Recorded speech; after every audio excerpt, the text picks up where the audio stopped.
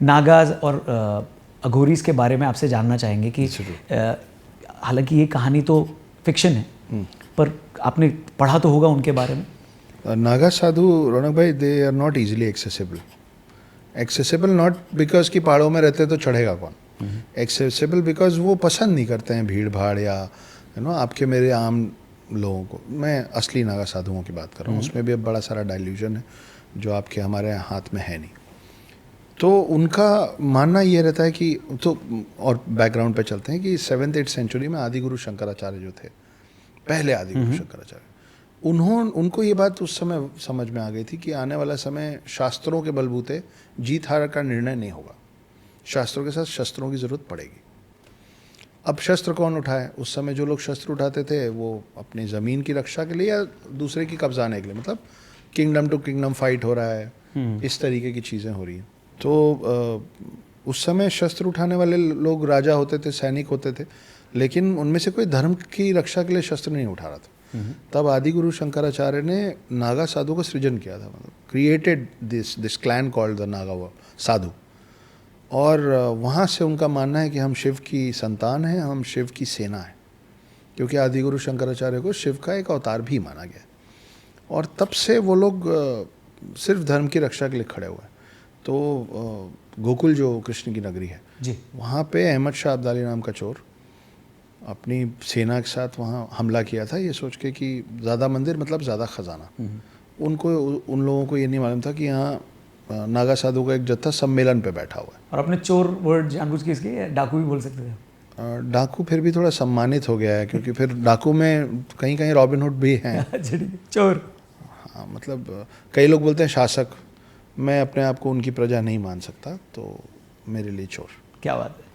तो अहमद शाह अब्दाली नाम का चोर। जी, आप 2 बार और बोल सकते हैं। ठीक है, चलेगा।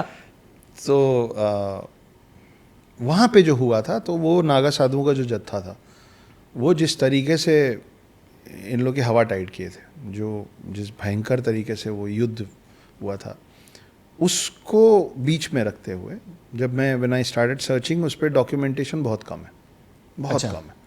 तो मुझे जगह मिल गई फिक्शनलाइज करने की, कि जब आप इमेजिन करते हैं कि यार 3,000 लोग 30,000 लोग से कैसे लड़े होंगे, वो भी ऐसे लोग जो ढाल और तलवार लेके नहीं खड़े या युद्ध की तैयारी से नहीं आए, तो सम्मेलन करना है। तो युद्ध हुआ होगा तो कैसा हुआ होगा कि जिसमें उन लोगों की हालत ख़राब कर दी गई थी सामने वालों की। तो उसको फिक्शनलाइज करके, मेरा मानना है कि आज की के जेनजीज मार्वल और डीसी देखने वाले लोग हैं, और उन लोगों को आपको कुछ अच्छी चीज़ भी सिखानी है ना, तो थ्रू एंटरटेनमेंट ही सिखाना पड़ेगा। इसीलिए हम लोगों को हिस्ट्री का भी अच्छी नहीं लगी, क्योंकि उसमें एंटरटेनमेंट का क्वोशंट कम रहा है। तो मैं जो भी अपने बलबूते अपनी सीमित समझ में, चाहे वो द हिडन हिंदू हो, चाहे वो नागा वॉरियर्स, चाहे आने वाली किताबें हों, मैं उसको इस तरीके से बनाने की कोशिश करता हूँ कि जो पढ़ें बहुत अच्छी बात है, जो ना पढ़ें, इसीलिए मेरी ज़्यादातर कहानियों पे फिल्में बन रही हैं। तो आप सीख लो, हंसते बोलते ही सीख लो, मस्ती में सीख लो, तो ऐसा। बट इनके अराउंड बहुत सारी मिस्ट्री है, जी। और उसको लेकर कोई आपका एक्सपीरियंस या कोई और ऐसी कहानी जो किताब के इतर हो? जी, मैंने कवर नहीं किया है। सेकंड पार्ट में कुछ और चीज़ें रोक के रखी हैं सेकंड पार्ट के लिए। तो ये किताब 2 पार्ट में है। सेकंड पार्ट रिलीज़ होगी नवंबर-दिसंबर में इसी साल। मुझे इस बात से बहुत परेशानी है कि मेरे रीडर्स या व्यूअर्स इस चीज़ का बहुत लंबे वक्त तक इंतज़ार करें कि कटप्पा ने बाहुबली को क्यों मारा। तो मैं जल्दी जल्दी निकालता हूँ, वेट नहीं कराता हूँ। नागा साधु, अब फिर मैं बोल रहा हूँ, पहले की बात कर रहा हूँ, नागा साधु में रौनक भाई एक से एक पावर्स होते थे। मतलब वो अपने आप को इतना वो कर लेते थे कि वो सिद्ध कर लेते थे चीज़ों को। तो जैसे हमारे में ना कि भाई भगवान का एक फुल फॉर्म है ना। करेक्ट। तो भूमि, गगन, वायु, व में आ की मात्रा अग्नि और न से नीर, तो जो इन 5 चीज़ों को सिद्ध कर ले वो भगवान कहलाता है। तो नागा साधु सारा कुछ सिद्ध नहीं कर सकते थे, लेकिन वो और इसके अलावा बड़ी सारी सिद्धियाँ हैं। तो वो अलग अलग चीज़ों पे मेडिटेट करके और उसका विद्या लेके चीज़ों को सिद्ध करना सीख गए थे। जैसे एक नरसिम्हा नाम का एक नागा साधु होता था, वो लड़ने आता था तो वो अकेला चल के आता था, बिल्कुल अकेला, कोई नहीं उसके साथ।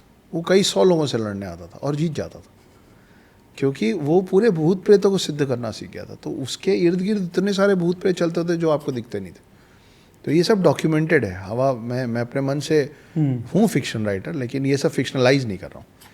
फिर एक पूरा समुदाय था नागा साधु का जो पेड़ पौधों से संवाद कर पाता था।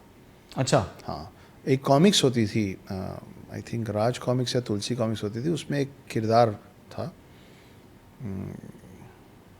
मैं नाम भूल रहा हूँ किरदार का, जिसके बोलने पे शायद भेड़िया या कोबी कोई तो था, जिसके बोलने पे जंगल और पेड़ सब ब्रांचेस मूव होते थे। आपने वो फिल्म देखी होगी लॉर्ड ऑफ द रिंग्स, उसमें सेकेंड या थर्ड पार्ट में जो हुआ है वो हमारे उसमें लिखा हुआ है कि पहले, आज भी हम बोलते हैं ना कि 5 बजे के बाद पौधों को मत टच करो, वो सो जाते हैं। तो आपको किसने बताया कि 5 बजे पौधे सो जाते हैं? शायद पौधों नहीं बताया होगा आपको। तो एक समय था जब आप संवाद कर पाते थे जानवरों से। एक और पूरा क्लैन रहा है नागा साधुओं का जो पक्षियों से संवाद कर पाता था।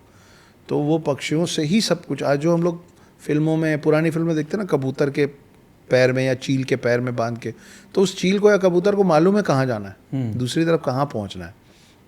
ये पहले संवाद, वो ये बहुत लेट में हुआ है कबूतर जा जा पहले से ही रहे कबूतर, जा पहले से ही रहे कबूतर, पहले कहाँ जाना है वो भी पता है, उनको बता के भेजा जाता था कि जाओ। तो इस तरीके की बहुत सारी बहुत इंटरेस्टिंग चीज़ें हैं। सम्मोहन की शक्ति नागा साधुओं में बड़ी कमाल की रही है बहुत लंबे वक्त से। तो इस और तरीके आप इन सारी चीज़ों में बिलीव भी करते हैं? जी, मेरा बहुत, I am a staunch believer on all these things.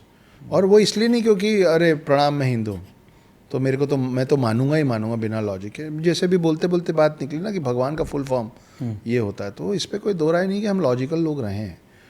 अब नालंदा यूनिवर्सिटी जो इतने समय तक जली उस समय, तो मुझे लगता है कि वो भारत देश का या हिंदुओं का नुकसान नहीं है, वो पूरे विश्व का आज तक का किया हुआ सबसे बड़ा नुकसान है। तो अब हमारे पास ना उसके जले और उड़ गए हुए पन्ने बच गए हैं जिसमें आधे आधे लाइंस लिखे हुए हैं जो हमको ये बताते कि ऐसा करो, लेकिन वो जो आधा जल गया ना वो था कि क्यों करो।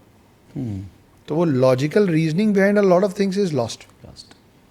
बट वही बात है ना, अभी जैसे आपने वोट दिया था, हाँ जी, तो आपके उंगली में अभी एक निशान है ना, महीने भर बाद, 1.5 महीने भर बाद वो निशान नहीं रहेगा। पर जब वो निशान मिट जाएगा ना, तो भी द फैक्ट विल रिमेन कि आपने वोट दिया था। तो हमारी बहुत सारे लॉजिकल एक्सप्लेनेशंस और why we did what we did के वो निशान मिट गए। लेकिन इसका ये मतलब नहीं है कि वो सब चीज़ इलॉजिकल। तो हाँ, मैं पुनर्जन्म को मानता हूँ, मैं इस तरीके की शक्तियों को मानता हूँ।